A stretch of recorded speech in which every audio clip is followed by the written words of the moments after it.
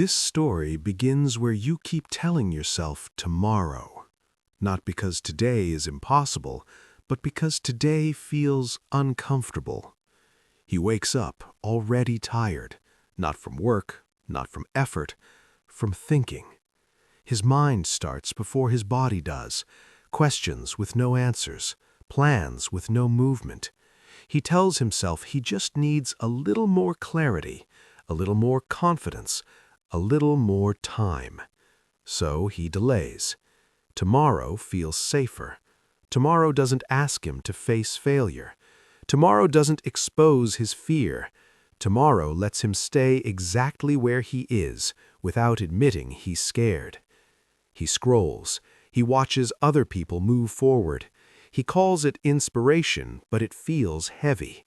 Every video, every story quietly asks the same question he avoids. Why not you?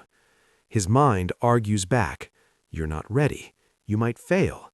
What if you start and stop again? What if you prove your worst thoughts right? So he stays still thinking, still planning, still waiting for a feeling that never comes. Comfort becomes routine. Routine becomes identity. And slowly, without noticing, he starts calling himself lazy, not realizing it's fear wearing a softer name. Nights are the worst.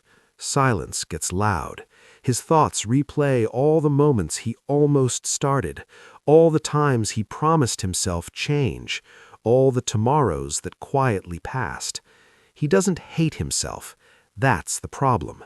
He's too gentle with the part of him that keeps him small.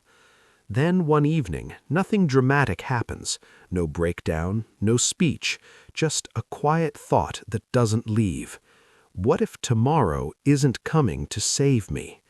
The idea sits there, uncomfortable, honest. He realizes he's been waiting for motivation to carry him when discipline was supposed to meet him halfway. He sees it clearly now. Tomorrow was never a plan. It was a hiding place. So he does something small, almost boring. He doesn't change his whole life. He doesn't feel powerful. He just starts. Not perfectly, not confidently, but deliberately.